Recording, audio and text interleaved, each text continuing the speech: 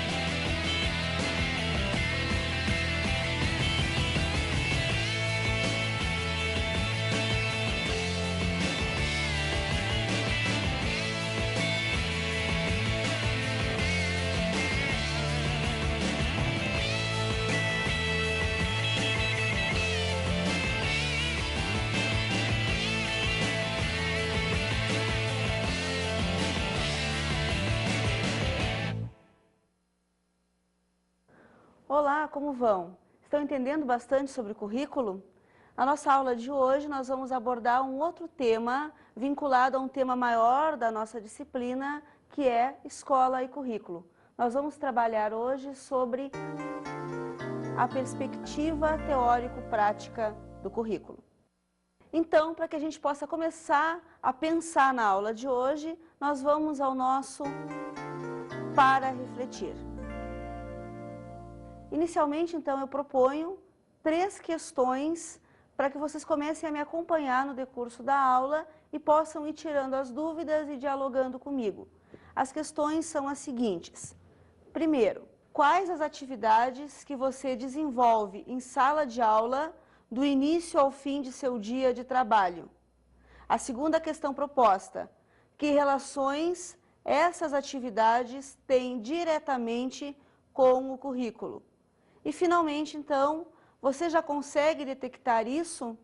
Ou seja, você já consegue visualizar a sua prática de sala de aula e a relação que essa prática de sala de aula estabelece, portanto, com o currículo que é prescrito, com o currículo que lhe é proposto? Em que medida? Nós vamos hoje trabalhar, portanto, as questões mais abrangentes a respeito do currículo, ou um outro diálogo, na verdade, a respeito do currículo. Que diálogo é esse?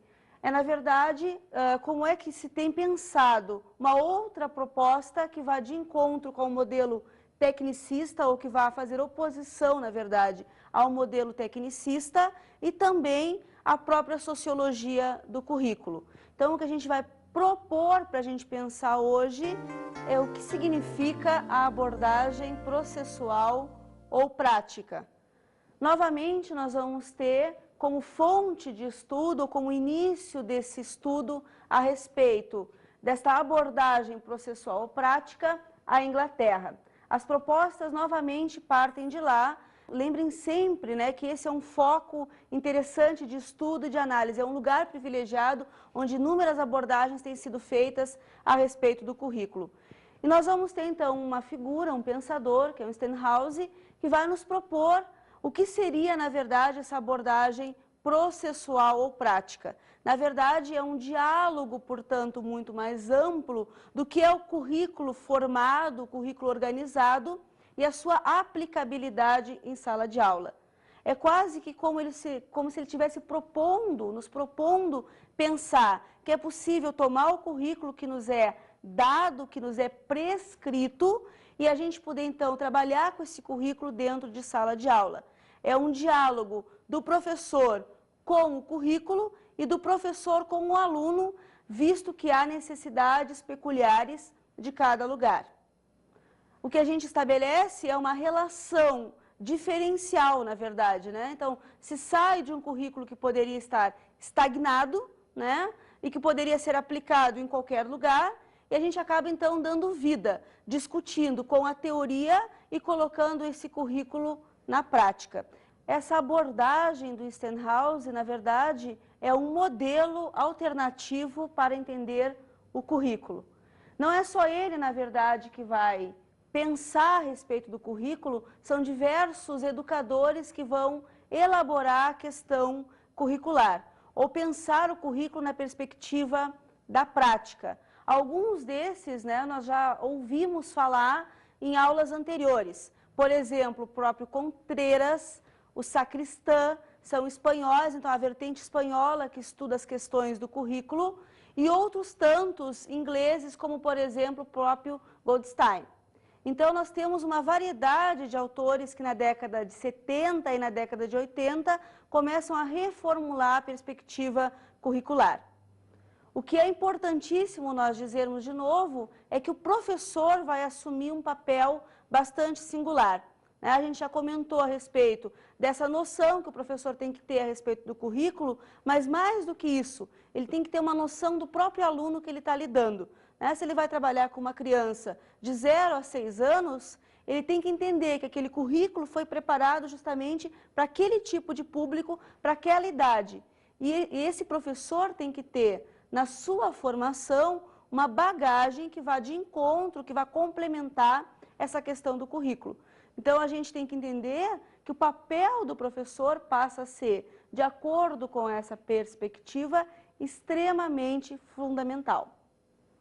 Não é à toa, então, que o Stenhouse vai propor, na verdade, 3 adicionais ou 3 características fundamentais para a gente entender essa mudança que é necessária acontecer no currículo, ou essa praticidade, na verdade, do currículo. Que 3 propostas são essas? Então, nós temos mudança da prática, desenvolvimento do currículo e aperfeiçoamento do professor. Então, o que a gente pode, na verdade, observar é que é uma proposta de diálogo com o professor e que a gente vai ver isso até o final da nossa aula, o quanto o professor passa a ser fundamental para que se passe a parte prática do currículo. Essa, na verdade, é a base da teoria, o quanto o professor é capaz de dar a vida a esse currículo. Então, sem desconsiderar, na verdade, a própria sociologia do currículo, essa nova teoria proposta pelos diversos autores ingleses e espanhóis que a gente já comentou, e pelo Stenhouse, né, que é o principal foco do nosso estudo hoje, essa nova teoria propõe o quê? Uma dialética, um diálogo justamente entre a teoria e a prática. O que a gente vai trabalhar agora é de que maneira, portanto, ou de que forma o currículo pode e vai influenciar a nossa prática pedagógica. Então, nós vamos ver o currículo no centro da prática pedagógica. Se nós observarmos e fizermos uma análise mais minuciosa da nossa prática cotidiana, aquela pergunta inicial que eu coloquei para vocês no nosso para refletir, ou seja, que atividades que a gente desenvolve no nosso dia a dia, a gente vai observar o quê? Que é uma metodologia, que há toda uma habilidade de cada um de nós. Até porque cada um de nós sabe e tem material e tem condições de lidar com a turma que está ali presente, com também as suas características, com o seu histórico bastante próprio. Às vezes, se nós formos observar, nem sempre um dia vai ser igual ao outro. Às vezes nós nos programamos para trabalhar determinadas atividades e a gente vai ver o quê? Que ao longo do dia, dependendo do que vai acontecer, a gente faz uma mudança das atividades, propõe uma outra atividade que vá levar o nosso aluno a se interessar muito mais. Então, esse diálogo é uma habilidade, é um método, portanto, adquirido pelo professor. Mas mais do que isso, se nós lembrarmos da nossa discussão a respeito de currículo e poder, currículo e sociedade, currículo e cultura, o que nós discutimos naquela aula? Que há uma gama de conhecimentos aí fora, ou de elementos e valores aí fora, que precisam ser repassados aos nossos alunos. Esses conhecimentos culturais, eles estão dentro do currículo e nós, de alguma maneira, vamos trabalhar esses conhecimentos ao longo do ano letivo ou ao longo de um ciclo. Se nós temos crianças lá de 0 a 6 anos, como eu já havia comentado, há uma formação, portanto, do educador capaz de dar conta desse educando. Então, nós temos, assim, elementos para trabalhar do próprio currículo que nos é proposto, do chamado currículo prescrito, e elementos que nós vamos agregar. E como é que a gente faz isso? Nós só somos capazes de fazer isso porque há uma formação, há uma habilidade, na verdade, do professor. Então, o professor tem, na sua bagagem pessoal, uma formação que é peculiar e que é diferente das outras profissões. Existem inúmeros estudos discorrendo a respeito desse trabalho, desse papel que o ator-professor assume em sala de aula. E isso vai se dar não só com crianças na pré-escola, mas também com crianças da educação infantil, que devem receber um determinado tratamento e devem ter determinados conhecimentos ou determinados saberes passados pelo professor para a sua própria idade. E a partir de uma perspectiva ou de uma formação que é específica do professor para aquilo ali. Então, a gente poderia dizer que há, na verdade, uma identidade do professor. Então, vocês vão poder perceber que há uma identidade do professor fundamentada nas suas habilidades. Essas habilidades são o quê? O método como ele vai aplicar a sua aula, a forma como ele vai dar a sua aula.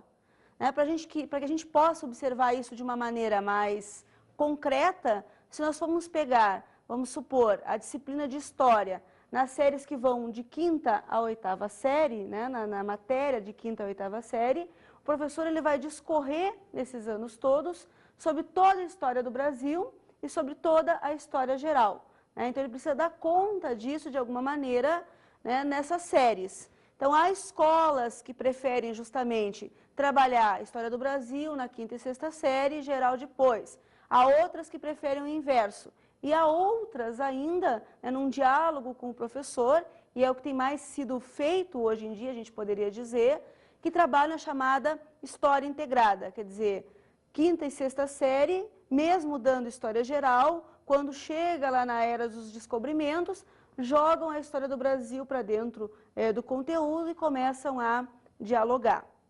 Ou seja, isso é uma opção, na verdade, não só da própria escola, mas como uma opção também do professor, da maneira como ele possa vir a abordar a sua disciplina.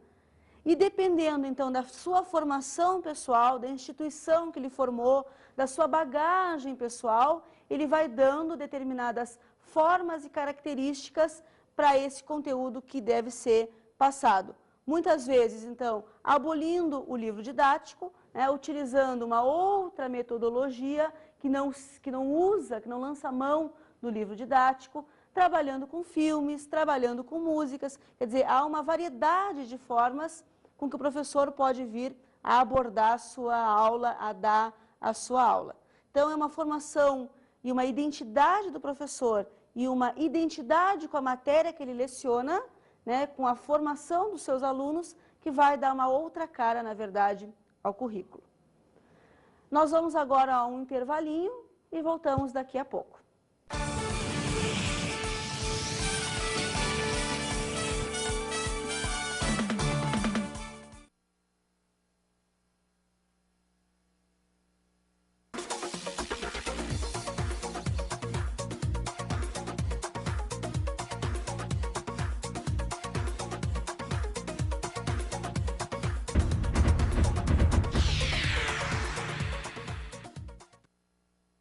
O currículo é o projeto seletivo da cultura, cultural, social, política e administrativamente condicionado, que preenche a atividade escolar e que se torna realidade dentro das condições da escola, tal como ela se encontra configurada.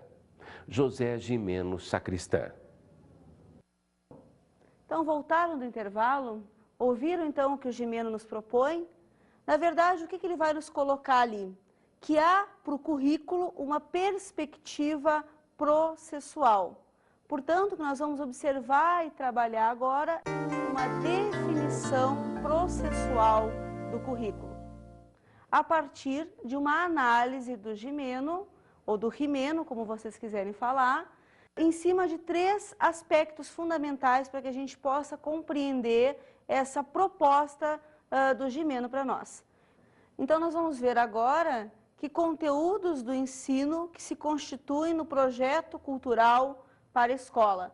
Então, se nós lembrarmos justamente do que nós tratamos, nós discutimos na aula anterior a respeito de cultura, há justamente elementos culturais que são privilegiados para que sejam passados de uma geração a outra através justamente da escola. E é justamente isso que o Gimeno propõe. Necessariamente, quando tu abres um diálogo entre o currículo que é prescrito, né, e o currículo, então, que é aplicado em sala de aula, nesse diálogo tu vais passar alguns elementos culturais e tu vais negligenciar ou simplesmente deixar outros elementos de lado. Né? A gente pode observar isso de que forma? Né? Então, assim, tu tens X elementos ou X dados a passar para os teus alunos, e em alguns, no decorrer da disciplina, tu acha que não vão ser tão importantes ou que não vão ser tão necessários. Então, esses podem ser, em determinados momentos, inclusive, excluídos. Uma segunda proposta, então, do Gimeno é a seguinte: quais são as condições ou em que condições políticas, administrativas e institucionais que o projeto cultural se realiza? Então, há um cenário, na verdade, há uma sociedade que abarca esses elementos. Então, é por isso que há essa peneirada e essa seletividade. Seletividade essa que vem da própria sociedade, que legitimou alguns elementos em detrimento de outros. Seletividade essa da própria escola. Então, há uma cultura da escola e elementos da cultura que a escola seleciona. E, além disso, o próprio professor fazendo essa intervenção. A gente não pode esquecer jamais, né, que a escola não é um elemento descolado fora da sociedade.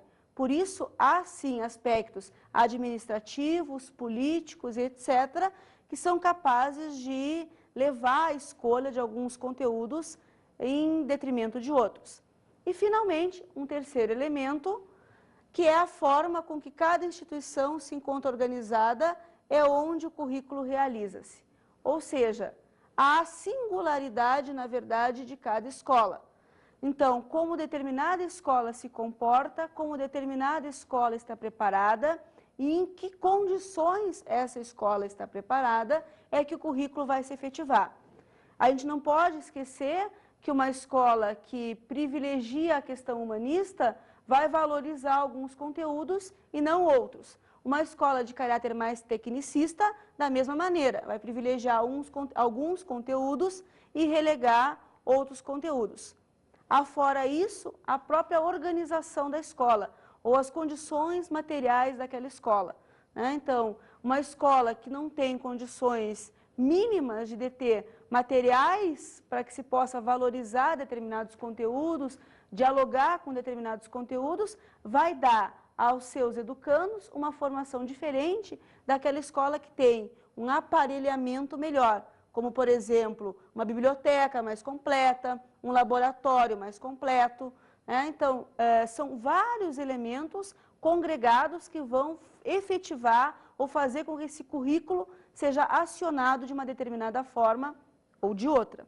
Então, o Gimeno assinala alguns fundamentos do currículo, ou melhor, de que forma que nós devemos, ao acionar alguns elementos do currículo, ao colocarmos na ação, nós devemos nos embasar.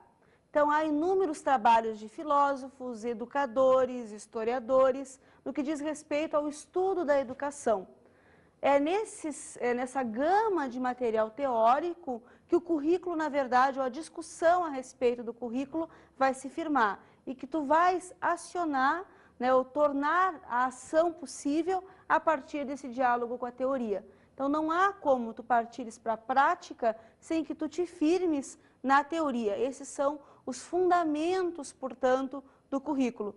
Fundamentos esses que são também o próprio currículo proposto pelo Ministério da Educação, pelos PCNs. A gente não pode esquecer que há uma proposta curricular, um modelo curricular a ser seguido em nível nacional. A gente também observa que, mais do que isso, a gente tem uma amplitude de discussão a respeito do currículo, no que diz respeito ao papel do professor na seletividade, portanto, desse currículo. E das próprias decisões que a escola, na verdade, também deve tomar com relação a esse currículo. Decisões, portanto, de caráter educativo. No que diz respeito, por exemplo, aos conteúdos. Que conteúdos devem ser privilegiados? Para que se deve privilegiar determinados conteúdos? Que conteúdos devem ser abordados? De que maneira que esses conteúdos vão ser trabalhados? Qual é o método que vai ser utilizado para isso? Qual é a dinâmica de aula que vai ser dada para que determinados conteúdos sejam trabalhados?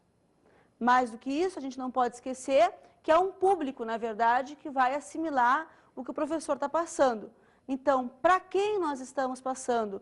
De que forma nós estamos passando? Quem é esse público? Qual é a idade desse público? Qual é a realidade social desse público? De que dinâmica social esse público vem? Então, todos esses elementos são importantíssimos para que a gente entenda as questões do currículo.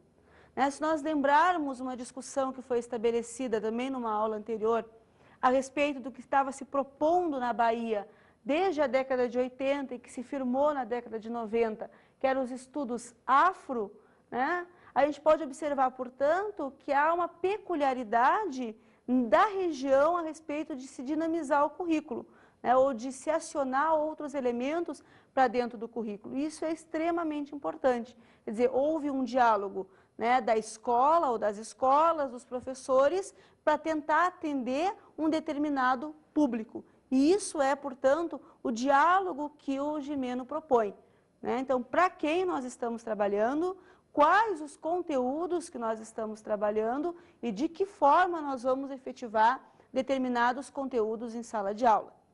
Uma outra coisa que a gente não pode esquecer é que o Brasil é um país imenso, né, extremamente vasto, com uma pluralidade cultural bastante significativa, com uma pluralidade étnica, nós poderíamos dizer, e que, portanto, esse público ele também é plural. Então, é necessário que a gente saiba lidar com essa diversidade. Então, há um currículo prescrito, mas também há uma diversidade regional. Então, é preciso que a gente faça, que o professor tenha a habilidade de fazer justamente, de estabelecer justamente esse diálogo. Então, nós temos, na verdade, o currículo em duas dimensões. Que dimensões são essas? O currículo que é prescrito e o currículo que pode e deve ser realizado em sala de aula. Há esse diálogo que eu estava comentando com vocês, né, entre o currículo que nos é proposto e aquele que nós vamos efetivar, acionar em sala de aula. Além disso, nós temos também que observar uma outra dimensão a respeito do currículo, uma outra proposta a respeito do currículo no que se refere à prática didática, né? Que na verdade é o quê? É a teoria, é o suporte da teoria em relação ou com sua relação com a atividade. A isso nós denominamos o quê? Que é justamente o estudo, portanto, teórico, a parte teórica que nós denominamos conceptual, né? Então a parte teórica e determinações, e por outro lado também a parte prática ou pragmática, da forma com que nós vamos, na verdade, efetuar, executar aquele determinado currículo. Então vamos ver a perspectiva teórico-prática do currículo. Então, Então, o que nós podemos observar, ainda segundo o Gimeno, a respeito dessa teoria processual ou dessa praticidade do currículo, é que se estabelece, na verdade, um diálogo do currículo da escola com a sociedade. Ou seja, a sociedade vai legitimar, novamente falando, um determinado tipo de currículo. Mas mais do que isso, é essa prática, esse currículo na prática, que vai regular a escola internamente e vai estabelecer relações externas da escola. É o professor, na verdade, o elemento, né, fundamental no estabelecimento dessas relações. Porque a gente estuda, quando a gente vê efetivada a relação do currículo, como o Gimeno propõe, na verdade, microcosmos sociais. Esse microcosmo social, o que que é? É o espaço da escola e as relações externas se evidenciando ali dentro, se evidenciando dentro do espaço escolar. Então, como tu vais lidar com isso, é justamente o professor que faz, é a habilidade do professor. Então, tu perpetuas dentro da escola, ou tu levas para dentro da escola, elementos externos que são colocados dentro da escola e, ao mesmo tempo, esse microespaço social vivencia, portanto, esses elementos. É esse diálogo, né, esse currículo na prática que é proposto por ele. Além, então, do Gimeno, há também uma outra proposta colocada pelo Godson, que segue essa linha, na verdade, do Gimeno. Que proposta é essa, ou como é que ele nos mostra que é possível colocar na prática o currículo? Então, ele propõe uma história social do currículo. Em que medida? Na medida que ele diz justamente que não há um currículo que seja absolutamente neutro, um currículo que seja ahistórico. Então, se a gente fizer de novo um gancho com o que a gente vem observado nas aulas anteriores, o que ele vai colocar? Que o currículo está relacionado, ele tem justamente a ver com o momento histórico que a gente está passando. Então, se tu estás em plena ditadura militar, que tipo de currículo que tu propõe? Que tipo de reforma do ensino que tu propõe? Que conteúdos vão ser privilegiados para serem trabalhados? Então, a gente não pode esquecer isso. Quer dizer, que o currículo está vinculado a um grupo de pessoas, a uma sociedade num determinado momento histórico.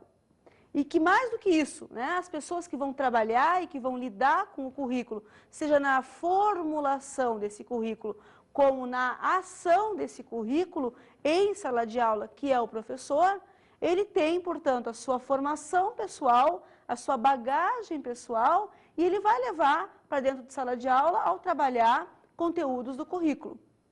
A gente observa que não há uma neutralidade, é o que o Godson propõe. O currículo, de forma alguma, ele vai ser neutro. Ele vem carregado dos elementos sociais, dos elementos históricos, da sociedade que ele está inserido num determinado período e vai levar também, ou vai ser acionado, vai ser passado por um professor que também tem uma bagagem bastante pessoal e que vive nessa sociedade. Então, não é à toa que nós podemos observar alguns comportamentos ou matérias que são trabalhadas absolutamente diferentes, de forma diferente, numa dinâmica diferente, dependendo do professor que está lecionando, trabalhando com aquela determinada disciplina. É uma visão do professor, em última instância, a identidade dele, que vai se manifestar na forma com que determinados conteúdos são trabalhados. Mas mais do que isso, a gente tem também a própria questão desse currículo, que é o currículo prescrito. O que é o currículo prescrito? Então, é o currículo que vem do Ministério da Educação, ou um tipo de currículo X, que vai ser trabalhado em nível nacional. Então, é preciso que haja uma matriz, e que todos saibam o que devem dar conta de trabalhar no final de um ano letivo ou no final de 4 anos, vamos supor, do ensino fundamental de 5ª a 8ª série. É preciso dar conta de alguns conteúdos e é esse currículo prescrito que vai dizer justamente como é que eles vão ser trabalhados, de que forma eles vão ser avaliados, como é que eles devem ser dados e quais conteúdos devem ser dados.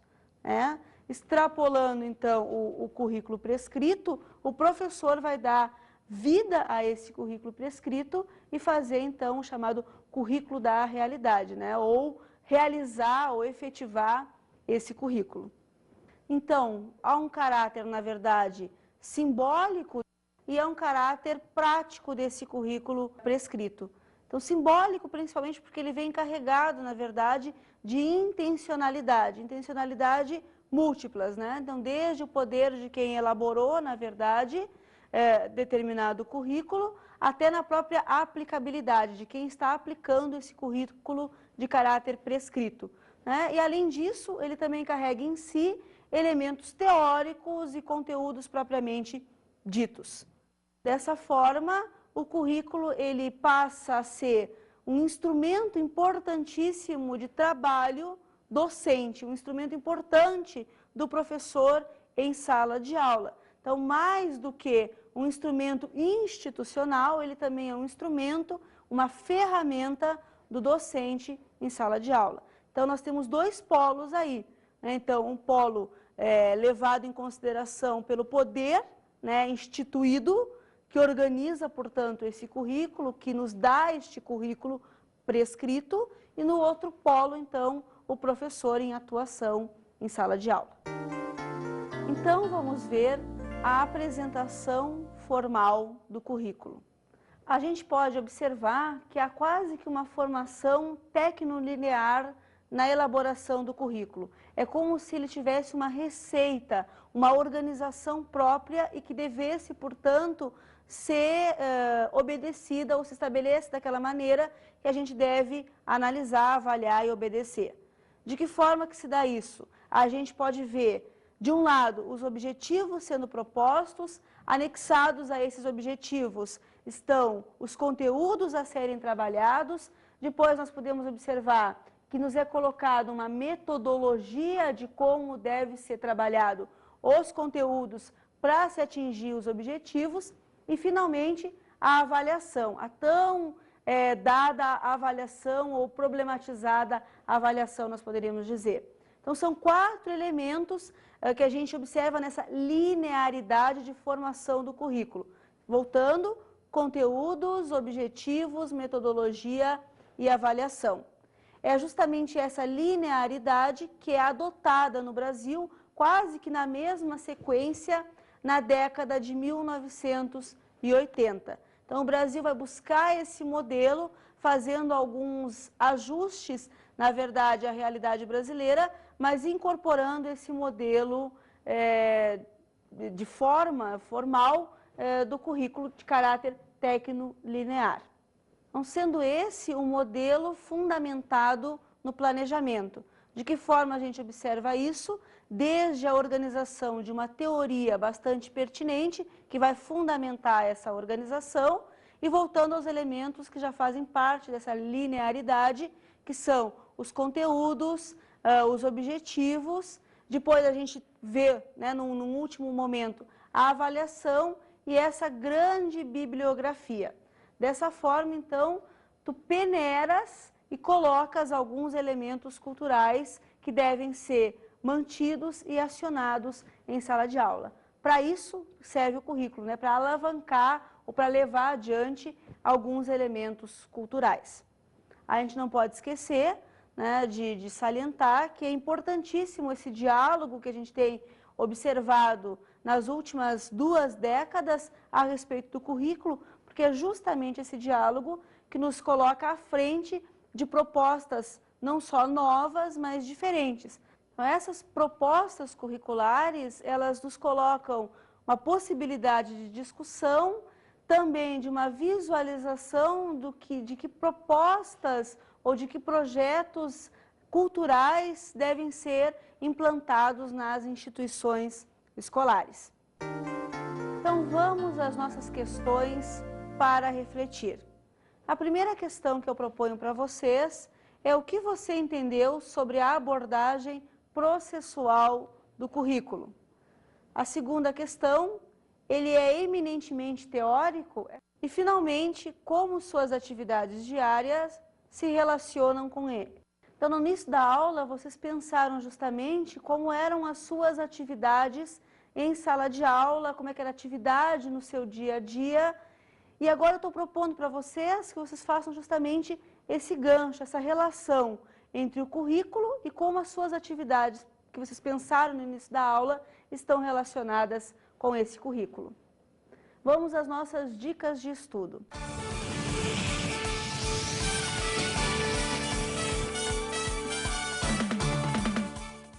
Gostaria que vocês fizessem uma leitura do material de estudo proposto para vocês e, além disso, fizessem uma reflexão sobre o papel do professor e a sua relação com o currículo escolar. Por hoje, então, é só e até a nossa próxima aula.